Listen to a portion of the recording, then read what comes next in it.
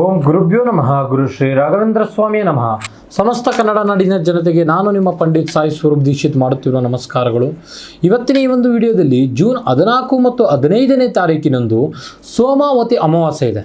ಈ ಒಂದು ಅಮಾವಾಸ್ಯೆ ಕಳೆದ ನಂತರ ಮಿಥುನ ರಾಶಿಯವರ ಒಂದು ಭವಿಷ್ಯ ಏನಿದೆ ಅಂತ ನಾವು ಈ ಒಂದು ವಿಡಿಯೋದಲ್ಲಿ ತಿಳಿಸ್ಕೊಡ್ತೇನೆ. ಯಾರೆಲ್ಲ ಈ ಒಂದು ವಿಡಿಯೋ ನೋಡ್ತಾ ಇದ್ದೀರಾ ಕೊನೆವರೆಗೂ ವಿಡಿಯೋ ನೋಡಿ, ಹಾಗೂ ಹೆಚ್ಚಿನ ವಿಡಿಯೋಗಳಿಗಾಗಿ ನಮ್ಮ ಒಂದು ಯೂಟ್ಯೂಬ್ ಚಾನಲ್ನ ಲೈಕ್ ಮಾಡಿ, ಶೇರ್ ಮಾಡಿ ಹಾಗೂ ಸಬ್ಸ್ಕ್ರೈಬ್ ಮಾಡಿ.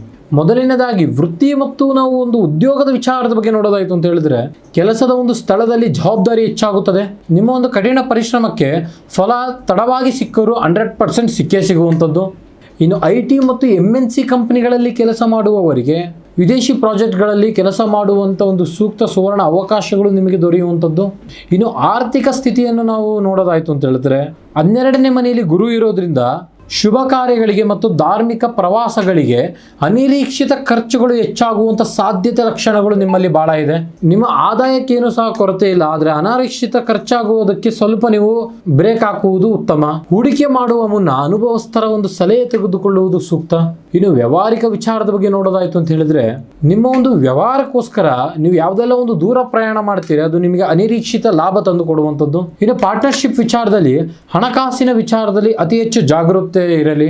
ಇನ್ನು ಪ್ರೀತಿ ಮತ್ತು ನಾವು ಒಂದು ಕುಟುಂಬದ ವಿಚಾರದ ಬಗ್ಗೆ ಗಮನ ಹರಿಸೋದಾದ್ರೆ, ಈ ಅಮಾವಾಸ್ಯೆ ಕಳೆದ ನಂತರ ನಿಮ್ಮ ಕುಟುಂಬದಲ್ಲಿ ಒಂದು ಧಾರ್ಮಿಕ ಕಾರ್ಯಗಳು ಹಾಗೂ ಮಂಗಳ ಕಾರ್ಯಗಳು ನೆರವೇರುವಂತಹ ಸಾಧ್ಯತೆಗಳು ಬಹಳ ಇದೆ. ಸಂಗಾತಿಯೊಂದಿಗೆ ಸಣ್ಣ ಪುಟ್ಟ ಭಿನ್ನಾಭಿಪ್ರಾಯ ಬಂದರೂ ಸಹ ಪ್ರೀತಿ ಹೆಚ್ಚಾಗುತ್ತದೆ. ಮಕ್ಕಳ ಒಂದು ವಿದ್ಯಾಭ್ಯಾಸದ ಪ್ರಗತಿ ನಿಮಗೆ ಅತಿ ಹೆಚ್ಚು ಸಂತೋಷವನ್ನು ತಂದು ಕೊಡುವಂಥದ್ದು. ಇನ್ನು ಆರೋಗ್ಯದ ವಿಚಾರದಲ್ಲಿ ನಾವು ನೋಡೋದಾಯ್ತು ಅಂತ ಹೇಳಿದ್ರೆ, 12ನೇ ಮನೆಯ ಒಂದು ಗುರುವಿನ ಪ್ರಭಾವದಿಂದಾಗಿ ಕಣ್ಣಿಗೆ ಸಂಬಂಧಪಟ್ಟಿರ್ತಕ್ಕಂಥ ಸಮಸ್ಯೆಗಳು ಬರಬಹುದು. ಮಾನಸಿಕ ಶಾಂತಿಗಾಗಿ ಯೋಗ ಮತ್ತು ಜ್ಞಾನ ಮಾಡಿ ಅದು ಅತಿ ಹೆಚ್ಚು ಉತ್ತಮ.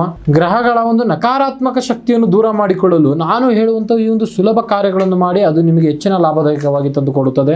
ಮಿಥುನ ರಾಶಿಯ ಒಂದು ರಾಶಿ ಅಧಿಪತಿ ಬುಧ ಆಗಿರ್ತಕ್ಕಂಥ ಬುಧವಾರದಂದು ಓಂ ಬುಧಾಯ ನಮ ಎನ್ನುವ ಮಂತ್ರವನ್ನು 108 ಬಾರಿ ಜಪಿಸಿ ಶ್ರೀ ವಿಷ್ಣು ಸಹಸ್ರ ನಾಮವನ್ನು ಪಠಿಸುವುದು ಅತಿ ಹೆಚ್ಚು ನಿಮಗೆ ಗೌರವ ಮತ್ತು ಆಯಸ್ಸು ತಂದುಕೊಡುವಂಥದ್ದು. ಪ್ರತಿದಿನ ಪಕ್ಷಿಗಳಿಗೆ ಧಾನ್ಯ ಅಥವಾ ನೀರನ್ನು ನೀಡುವಂಥದ್ದು ನಿಮ್ಮ ಒಂದು ರಾಶಿಯ ಒಂದು ಸಮಸ್ಯೆಗಳು ದೂರ ಮಾಡುವಂಥದ್ದು. ಈ ಒಂದು ಅಮಾವಾಸ್ಯೆ ಕಳೆದ ನಂತರ ನಿಮ್ಮ ರಾಶಿಯವರ ಒಂದು ಅದೃಷ್ಟ ಸಂಖ್ಯೆ 5, 7, 3. ಇದಾಗಿತ್ತು ಮಿಥುನ ರಾಶಿಯವರ ಸೋಮಾವತಿ ಅಮಾವಾಸ್ಯೆ ಮುಗಿದ ನಂತರ ಇರುವಂಥ ಒಂದು ಭವಿಷ್ಯ. ಈ ವಿಡಿಯೋ ನಿಮಗೆ ಇಷ್ಟವಾದಲ್ಲಿ ನಿಮ್ಮ ಸ್ನೇಹಿತರಿಗೆ ಶೇರ್ ಮಾಡಿ, ಹಾಗೂ ನಿಮ್ಮ ಜೀವನದ ಯಾವುದೇ ಸಮಸ್ಯೆ ಇರಲಿ, ಪ್ರೀತಿ ಪ್ರೇಮದಲ್ಲಿ ತೊಂದರೆ, ಗಂಡ ಹೆಂಡತಿ ಸಮಸ್ಯೆ, ಮಾನಸಿಕ ಒತ್ತಡ, ಆಸ್ತಿ ವಿಚಾರ, ಕೋರ್ಟ್ ಕೇಸ್, ಜಾಗ ಜಮೀನು, ಆರೋಗ್ಯ ಸಮಸ್ಯೆ, ಇನ್ನು ಮುಂತಾದ ಯಾವುದೇ ಸಮಸ್ಯೆ ಇದ್ದರೂ ಕೆಳಗೆ ಕಾಣುವ ನಂಬರ್ಗೆ ಸಂಪರ್ಕಿಸಿ ಅಥವಾ ನೇರವಾಗಿ ಬಂದು ನಮ್ಮ ವಿಳಾಸಕ್ಕೆ ಭೇಟಿ ನೀಡಿ. ಧನ್ಯವಾದಗಳು.